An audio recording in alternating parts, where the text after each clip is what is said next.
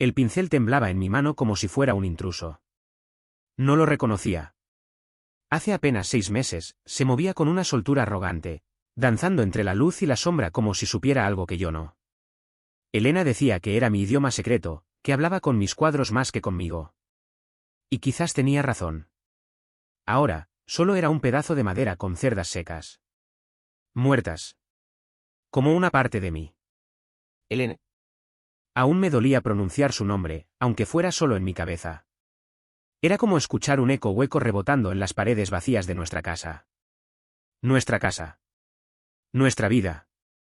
Elena fue mi esposa. Y digo fue porque la muerte es una ladrona cobarde. Se llevó su risa, sus manos, su aroma a bergamota y pólvora. Nos robó la rutina que habíamos creado con esmero, ella, la empresaria feroz en la sala de juntas, y yo, el pintor que olía a trementina y vivía entre lienzos y discos de jazz. Era brillante. Implacable. Dueña de una inteligencia filosa y una sonrisa que partía en dos cualquier preocupación. Tenía inversiones, propiedades, una fortuna que manejaba como si estuviera jugando ajedrez con el mundo. Pero para mí, eso nunca importó. Nunca pensé en el dinero como nuestro. Era de ella. Yo tenía mi arte, mis exposiciones pequeñas pero sinceras, mis clases con niños en la fundación del barrio. Lo nuestro era el desayuno improvisado en la terraza, los viajes que comenzaban con una frase, haz la maleta, ya. Las noches hablando hasta quedarnos dormidos con la botella de vino medio vacía. Y de pronto, la llamada. Un oficial. Una sirena lejana. Lo sentimos, señor Rodríguez, fue instantáneo. No había tiempo para preparar el alma para una frase así. Después vino el vacío. Y luego la herencia. El abogado de Elena, el licenciado Torres, me lo explicó con voz suave, como si estuviera nombrando los ingredientes de una sopa caliente. Pero no era sopa. Eran números, pisos en Madrid, apartamentos en Lisboa, una cartera de inversiones que parecía una novela financiera. Todo para mí. Me sentí sucio. ¿Cómo se supone que uno puede pensar en dinero cuando no puede ni respirar sin ella? Prefería dormir en una estación de tren con tal de oír su voz una vez más. Pero la realidad no espera. Aparecieron los papeles, los balances, los notarios, y con ellos, la familia. Carlos, mi hermano. Sofía, su esposa. Y mis padres, con esa mezcla de condolencia práctica y curiosidad venenosa. Sofía, embarazada hasta la garganta, se mostraba extrañamente interesada en los detalles. No en mi duelo. No en mi insomnio ni en mis intentos de comer algo más que café y cigarrillos. No. Ella preguntaba por el testamento. Por la empresa de Elena. Por si ya había hablado con Javier, el abogado. Y Carlos. Carlos era un muro. Siempre fue el favorito. El que jugaba fútbol, el que estudiaba administración. Yo era el raro. El que dibujaba. El que, según mis padres, necesitaba un plan B por si el arte no daba para vivir. Me daban palmadas torpes, me invitaban a cenar, me traían tupers con comida que sabía a lástima. Sofía usaba cada oportunidad para hablar de su embarazo. Todo es tan caro, decía mientras se tocaba el vientre con teatralidad. Pero gracias a Dios, Elena nos dejó algo para este bebé. ¿Perdón? ¿Este bebé? Empezó a soltar frases ambiguas. Elena era más compleja de lo que parecía, no, Javier, me dijo una tarde con una sonrisa que olía a veneno. La gente guarda secretos. Incluso de quienes aman. Yo me quedé callado. El dolor me tenía anestesiado. Pero algo dentro de mí empezó a agrietarse. ¿Qué estaba insinuando? Entonces llegó la invitación a la lectura del testamento. En 2 semanas. Oficina del licenciado Torres. Por cortesía, invité a mi familia. Error. El día llegó y Sofía parecía lista para una gala. Vestido de maternidad ceñido, maquillaje perfecto. Carlos la seguía como una sombra desorientada. Mis padres llevaban esa expresión que mezclaba orgullo, nerviosismo y algo más, anticipación. Yo tenía en el bolsillo un pañuelo de Elena. Azul con bordes plateados. Era suyo. Su favorito. Lo llevaba como un talismán contra la locura. Me senté. La sala se llenaba. Rostros que no conocía, algunos colegas de Elena, familiares lejanos. Me daban el pésame. Me tocaban el brazo. Pero yo apenas oía. Miraba la silla vacía junto a mí. ¿Dónde debería estar Elena? Y entonces pasó. Antes de que Torres empezara a leer, Sofía se acercó. Carlos tras ella, con los puños tensos. Sofía puso su mano sobre mi brazo con una dulzura envenenada. Javier, dijo, bajando la voz. Sé que esto puede ser difícil, pero es la verdad. Y es lo que Elena hubiera querido. Y como si fuera un accidente, dejó caer su teléfono. La pantalla se encendió. Fotos. Elena y Carlos. Juntos. En un restaurante elegante. Conversaciones fragmentadas en una aplicación de mensajería. Vi suficiente. Mi estómago se retorció. Ella lo levantó. Uy, qué torpe soy, dijo. Pero la semilla ya estaba plantada. Y justo en ese momento, el abogado Torres se aclaró la garganta y comenzó. La voz del licenciado Torres era precisa, meticulosa, casi quirúrgica. Iba enumerando los activos, las propiedades, las cuentas bancarias. Era una lectura fría para una sala llena de emociones viscosas. Yo no escuchaba. No podía. Cada palabra pasaba por mi oído como si estuviera sumergido en agua. Solo podía pensar en la pantalla del teléfono de Sofía. Carlos y Elena. Mi hermano y mi esposa. ¿En qué momento mi vida se convirtió en esta parodia miserable? El resto de mis bienes, tanto muebles como inmuebles, así como mis cuentas bancarias y cartera de inversiones, los lego en su totalidad a mi amado esposo Javier Rodríguez. Eso dijo el testamento.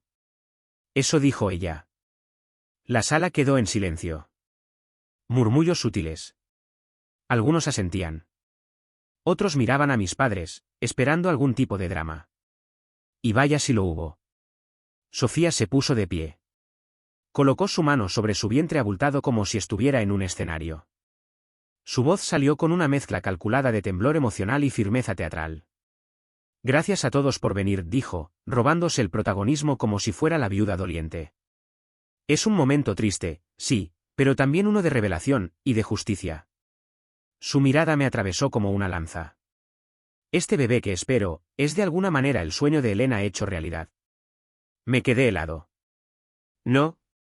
No. Esto no podía estar pasando. El resultado de un amor que ella y Carlos mantuvieron en secreto, continuó con voz clara, para no herir a nadie. ¿Un amor? ¿Carlos? Elena tenía problemas para tener hijos, lo sabemos, añadió, acariciando su vientre con una dulzura venenosa. Pero quería que Carlos tuviera la familia que siempre soñó. Tenían un plan. Un plan que incluía a este bebé. Y al futuro financiero de todos nosotros. Silencio. Sepulcral. Mi corazón golpeaba tan fuerte que temí que se escuchara en la sala. Sofía respiró hondo. Luego, como si lanzara una bomba con palabras. Este bebé es el verdadero heredero que Elena deseaba. Me puse de pie. No. Mi voz salió quebrada. Sé. Eso es una infamia. Elena jamás haría algo así. Mis padres se levantaron como si estuvieran preparados para ese momento. Javier, hijo, dijo mi padre, en su tono autoritario de ejecutivo jubilado. Sabíamos que Elena y Carlos eran muy cercanos. Quizá no te lo contó todo, añadió mi madre, para no hacerte daño. No podía creerlo. Me estaban cercando. Sofía, ahora con una sonrisa de mármol, sacó su teléfono de nuevo. Esta vez con deliberación. Lo puso sobre la mesa, encendió la pantalla, deslizó imágenes, conversaciones, fechas. Si no me crees, aquí está la prueba. Imágenes de Elena y Carlos en cenas, abrazos sutiles, miradas prolongadas. Mensajes como: el plan va avanzando. Nuestro secreto está a salvo. Todo será para el bebé. Todo fragmentado. Todo con el sesgo justo para inducir la peor de las interpretaciones. Mi mente gritaba. Es un montaje. Es una mentira. Pero la duda es un veneno lento. Invisible. Implacable. Carlos seguía en silencio. No me miraba. Y su silencio era más condenatorio que cualquier palabra. Confirmaba sin decir. Esto es falso, grité, temblando. Mienten, esto es un montaje repugnante. Javier, por favor, dijo mi madre con ese tono pasivo-agresivo que usaba cuando no quería discutir pero sí ganar. Estamos intentando ayudarte a ver la realidad. Este bebé es sangre. Es familia. Es lo que Elena hubiera querido. El mundo se me desmoronaba en cámara lenta. Cada gesto. Cada mirada. Cada palabra de mi familia pesaba como concreto mojado sobre mi pecho. La traición no era un puñal. Era una avalancha. Y yo quedaba enterrado debajo. Salí de esa sala sin mirar atrás. Sofía se rió. Mis padres me llamaron. Carlos ni se movió. Apreté el pañuelo de Elena en el bolsillo como si pudiera salvarme de ahogarme en esa miseria. Los días siguientes fueron un infierno íntimo. Me encerré en casa. La que compartimos. La que ahora sentía ajena. Bloqueé sus números. Pero llegaron igual. Correos. Mensajes desde números desconocidos. Comentarios en redes sociales. Sofía se alternaba entre víctima y verdugo. Elena estaría decepcionada de que no aceptes la verdad. Tenemos pruebas, no te conviene luchar. Carlos era más seco. Sé razonable, Javier. Esto es por el bien de todos. Mis padres me enviaron correos con tono legal, instándome a resolver esto de forma familiar. Yo apenas podía comer. Apenas podía respirar. Y cuando creía que no podía hundirme más, llegó el rumor. En mi entorno artístico. En galerías. En conversaciones que antes eran cálidas y ahora eran frías. La historia de Sofía circulaba como un virus bien escrito. Y yo, el esposo engañado, aparecía como un pobre iluso aferrado a una versión idealizada de su esposa muerta. Una galería canceló una muestra que llevaba meses esperando. Por respeto a la situación familiar dijeron. Me vi en el suelo del salón una noche, abrazando una almohada con el aroma tenue de Elena. Llorando como un niño que ha perdido todo. Pensé en rendirme. Ceder. Firmar. Desaparecer. Pero entonces recordé su risa. La forma en que me miraba cuando decía, tú eres mi lugar seguro. No. No iba a dejar que destruyeran su nombre. Ni el mío. Llamé a Mateo. Era mi último hilo con la cordura. Cuando llegó a casa, me encontró hecho trizas. Barba crecida. Ropa arrugada. Una taza con café frío entre las manos. Le conté todo. Desde el testamento hasta el show que montó Sofía. Las fotos. Los mensajes. El respaldo asqueroso de mis padres. El silencio de Carlos. Mateo no dijo nada por un buen rato. Luego, con esa mirada que solo tienen los amigos de verdad, dijo. Esto es una locura, Javier. Pero no estás solo. Tienes que pelear. Me quedé mirándolo. ¿Pelear contra quién, Mateo? ¿Contra mi familia entera? ¿Contra una mentira perfecta? Contra lo que sea, me dijo. Pero con un buen abogado. Y así lo hice. Volví a contactar al licenciado Torres. Esta vez, con fuego en los ojos. Le dije que sí, que aceptaba su representación, que íbamos a pelear. Torres ya sabía parte del circo. Lo había vivido en su despacho. Pero ahora el tono cambió. Ya no era formalidad. Era guerra. Nos sentamos. Puso los documentos sobre la mesa. Me mostró la demanda que Sofía había presentado en nombre del supuesto hijo de Elena. Tenía respaldo legal, y lo peor, testimonio de mis padres. No prueban su versión, dijo Torres con calma. Pero siembran duda. Y una duda razonable es suficiente para abrir un caso. El plan de ellos era claro, construir una narrativa alternativa. Hacer parecer que Elena tenía un plan secreto. Que su testamento era superficial, que su verdadero deseo era dejarle todo al hijo de Carlos. El bebé. Tenían fotos. Mensajes. Testigos. Mi propia familia. Pero Torres era un cirujano del derecho. Me explicó que para sostener la demanda, ellos tendrían que probar la conexión biológica del bebé con Elena. O al menos, un acuerdo económico o legal. Cosa que, si no existía, todo su castillo se derrumbaría.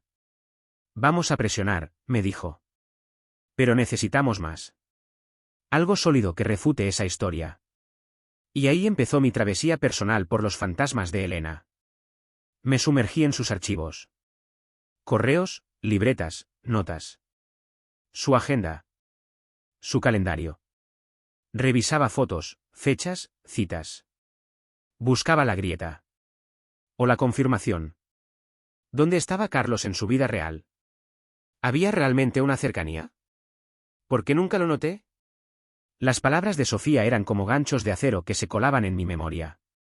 Elena quería que Carlos tuviera una familia. Este bebé es su legado. No. No cuadraba. Elena no hablaba así. No actuaba así. Pero, ¿y si yo simplemente no quise ver? Mateo me ayudaba. En silencio. Buscando en redes, registros públicos, incluso antiguos amigos de Carlos y Sofía. Investigábamos. Descubrimos cosas. Pequeñas. Pero reveladoras. Sofía tenía deudas ocultas. Había trabajado en empleos que no duraban más de unos meses. Había demandas por incumplimiento de contrato. Nada penal, pero sí un patrón. ¿Inestabilidad? Codicia. Entonces, un día, entre los documentos digitales de Elena, encontré una carpeta cifrada. Probé con su cumpleaños. Su ciudad natal. Mi nombre. Nada. Hasta que usé el nombre de su abuela, Lola. Y funcionó. Dentro había archivos médicos. No lo vi venir. Eran antiguos. De antes de casarnos. Informes clínicos. Diagnósticos. Cartas de especialistas. Y un nombre que se repetía, doctora Elena Morales. Un término apareció una y otra vez, histerectomía total. Oforectomía bilateral. Empecé a temblar. Busqué en internet. Significaba que le habían extirpado el útero. Ambos ovarios. Infertilidad irreversible. Me senté. Estaba en shock. Eso no solo desmentía toda la historia de Sofía. La pulverizaba. Llamé al licenciado Torres de inmediato. Le mostré los documentos. Los leyó en silencio, con el ceño fruncido. Esto es muy serio, dijo. Pero necesitamos más. Una validación. ¿La doctora? Alguien que lo confirme médicamente. Él mismo localizó a la doctora Morales. Le explicó la situación de forma legal, sin entrar en escándalos. Le pidió una reunión. Dijo que lo pensaría. 2 días después, recibí una llamada. Número desconocido. ¿Señor Rodríguez? Sí. Habla la doctora Elena Morales. El licenciado Torres me ha contactado. Creo que tengo información que podría ser muy importante para usted. Mi cuerpo se tensó. Algo en su voz era distinto. Profesional. Pero humano. Nos citamos en su consultorio. Fui con Torres. La doctora Morales era una mujer firme. Había algo maternal en su forma de mirar, pero no condescendiente. Me explicó todo. Conocí a Elena hace muchos años, dijo. Fue diagnosticada con cáncer ginecológico agresivo. Para salvar su vida, tuvimos que realizarle una cirugía radical. Me mostró los documentos. Fechas. Detalles. Todo cuadraba. Después de esa cirugía, Elena no podía concebir. Ni por métodos naturales ni por reproducción asistida. Médicamente imposible. Sus palabras eran bisturíes que cortaban la mentira desde la raíz. Mi corazón se aceleró. Pero esta vez no de miedo. Era alivio. Era rabia. Era el principio del final para ellos. Elena luchó, añadió la doctora. Pero decidió mantenerlo en privado. Era su dolor más íntimo. Y ahí lo entendí todo. Su forma de esquivar el tema de los hijos. Su tristeza silenciosa. Su entereza. No era frialdad. Era dignidad. La doctora nos entregó una declaración formal. Jurada. Acompañada de todos los informes. Lo teníamos. La prueba. Irrefutable. Nos quedaba una sola cosa, exponer la verdad. No haremos un escándalo aún. No les daremos tiempo de preparar otra mentira. Vamos a presentarlo en audiencia. ¿Legal? Sólido. Devastador. Solicitamos una vista judicial. Supuestamente para discutir un punto procesal menor en la demanda de Sofía. Pero lo que buscábamos era muy distinto, una emboscada legal con la verdad en la mano. Nos aseguramos de que estuvieran todos. Sofía, Carlos y mis padres. El día llegó. La sala era más pequeña que la anterior, más fría, más silenciosa. El juez, serio. La tensión podía cortarse con una navaja oxidada. El abogado de Sofía acomodaba papeles. Carlos no levantaba la vista. Sofía sonreía con esa seguridad enfermiza que le daba su teatro. Mis padres llegaron con sus mejores trajes y peores intenciones. Yo llevaba el pañuelo de Elena en el bolsillo. No como talismán esta vez, sino como testigo. Torres se levantó. Su tono era formal, pero cargado de pólvora. Su señoría, dijo, antes de continuar con los puntos discutidos, esta representación desea presentar nueva evidencia que modifica sustancialmente el fundamento de la demanda. La abogada de Sofía saltó. Protestó. El juez levantó una ceja, curioso. Torres desplegó los documentos. Lo que sostiene la parte demandante es que la señora Elena Rodríguez tuvo una relación secreta con el señor Carlos Rodríguez, y que fruto de ese vínculo existía un deseo conjunto de asegurar el bienestar económico de un futuro hijo. Este argumento implica necesariamente la capacidad biológica de la señora Rodríguez para concebir o aportar material genético. El juez asintió, serio. Adelante. Y Torres lo hizo. Presentó el diagnóstico. La histerectomía. La oforectomía bilateral. Fechas. Firmas. Sellos. Luego, la declaración jurada de la doctora Morales. La imposibilidad médica absoluta de cualquier embarazo, natural o asistido. El aire se congeló. Sofía se quedó blanca. Pálida como cera. El maquillaje ya no le cubría el temblor de los labios. Su mano voló a su vientre. Carlos bajó la cabeza. Sus dedos apretaban los bordes de la silla. ¿Y mis padres? Mis padres parecieron envejecer 20 años en un segundo.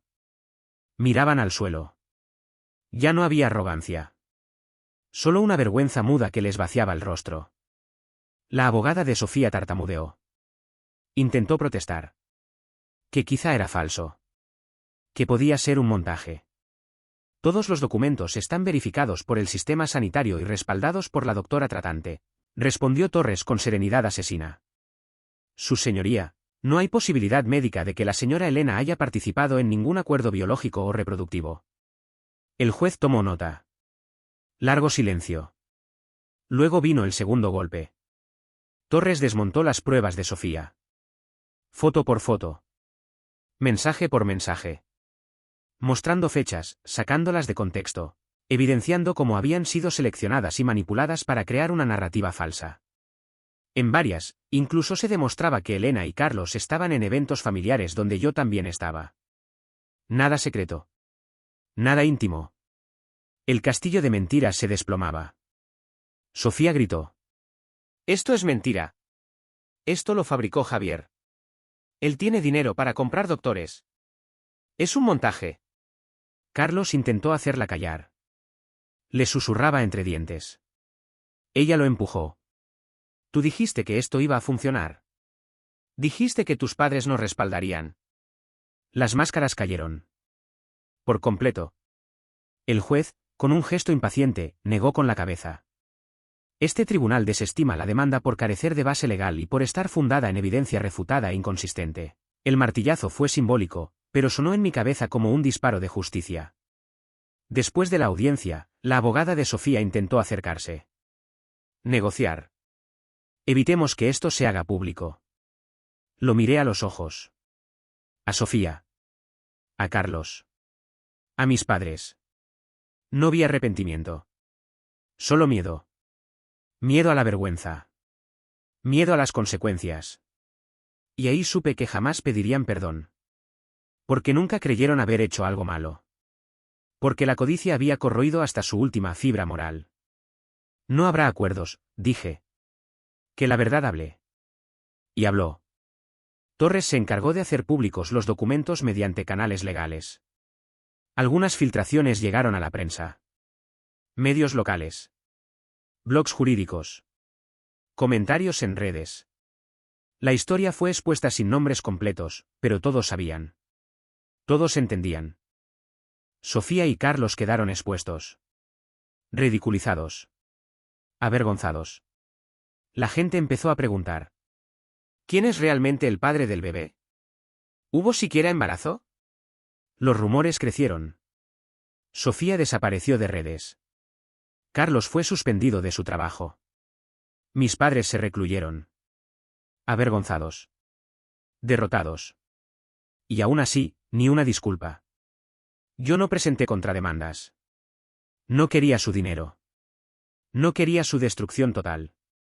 Solo quería que el nombre de Elena quedara limpio. Y lo conseguí. Pero la victoria no se sentía como tal. Porque ella no estaba. Me quedé con la casa. Con las cuentas. Con las propiedades. Con todo lo que Elena dejó. Y también con un silencio espeso que cubría cada rincón de mi vida como una neblina sin fin. Ganarle a la mentira fue necesario. Pero el precio fue altísimo. Había perdido a Elena una vez. Y ahora, había perdido también a lo que creía que era mi familia. Durante semanas después del juicio, viví como un fantasma. No hablaba con nadie. Apenas comía. Caminaba por la casa como si buscara a Elena en los rincones. La cocina aún olía a su perfume. En su estudio seguía la taza con pinceles que ella limpiaba los domingos. Su bata colgada en el perchero del baño, como si fuera a volver en cualquier momento. Pero no volvía. Y yo me quedaba solo. Una noche, abrí su carpeta de bocetos. No era algo que solía hacer. Sus dibujos eran privados, íntimos, casi sagrados. Pero esa noche, necesité verla con otros ojos. Vi cosas que jamás había notado, pequeños retratos míos, detalles de mis manos, mis gestos dormido. Notas al margen, a veces sonríe sin saberlo. Hoy me dijo que no vale nada, pero es todo mi mundo. Lloré. Lloré hasta no poder más. Elena me había amado. Con una devoción feroz. Me lo gritaban sus trazos, sus líneas, su mundo entero. Su amor no solo era real, era profundo, luminoso, sin atajos. Ella me eligió a mí. A pesar de su dolor. A pesar de su enfermedad. A pesar de todo. Sofía, Carlos y mis padres no solo habían querido robar su legado. Habían querido destruir su verdad. Y no lo lograron. Pero el daño colateral fue brutal. La comunidad artística comenzó a entender lo que había pasado. Mateo me ayudó a limpiar mi nombre. Hubo quienes pidieron disculpas por haber creído las primeras versiones. Una galería me reabrió sus puertas. Otra me propuso una exposición, Renacimiento, la llamaron. Pero no podía pintar. No aún. Porque cada vez que tomaba el pincel, temblaba. No de miedo. De rabia. Decidí entonces transformar el legado de Elena en algo vivo. Creé una fundación en su nombre. Un espacio para mujeres artistas jóvenes que enfrentan enfermedades, pérdidas, silencios. Un lugar con becas, residencias, terapia, comunidad. Lo financié con parte de su herencia. Y cuando lo anuncié públicamente, lo hice con una sola frase. El amor verdadero no desaparece. Solo cambia de forma. La reacción fue inmediata. Mensajes. Llamadas. Historias de mujeres que también habían callado sus batallas. Historias como la de Elena. Y por primera vez en meses, sentí paz. Mis padres intentaron contactarme una última vez. Una carta escrita a mano. Somos tus padres. Cometimos errores. Pensamos que actuábamos por el bien de la familia. No sabíamos, no queríamos perderte. La leí una sola vez. Luego la quemé. Porque el perdón no puede pedirse como quien exige una herencia. Y porque hay traiciones que, aunque se perdonen, no deben olvidarse jamás. Carlos desapareció del mapa. Escuché que se fue al norte, a rehacer su vida. Sofía, según me dijeron, mintió incluso sobre el embarazo. Nadie volvió a ver al supuesto bebé. Una vecina juraba que fue un montaje completo. Otra decía que abortó y usó el luto como máscara. Nunca lo sabremos con certeza. Pero la verdad que sí importa, ya había ganado. Un día, meses después del juicio, volví a entrar al estudio con intención real de pintar. Me temblaban las manos. Pero el pincel ya no era ajeno. Me senté frente al lienzo. Puse música. Un viejo vinilo que solíamos escuchar cuando llovía. Y empecé. No a pintar a Elena. Sino lo que había dejado. Su fuerza. Su silencio. Su ternura. La verdad. Pasaron horas sin que lo notara. El sol entraba por la ventana y tocaba el lienzo con una calidez nueva. Cuando terminé, me di cuenta, no estaba solo. Estaba conmigo mismo. Con el recuerdo limpio de quien fue mi compañera. Con la certeza de haber hecho lo correcto. Esta historia no tiene un final feliz. Pero sí tiene justicia. Y a veces, eso es suficiente para empezar de nuevo.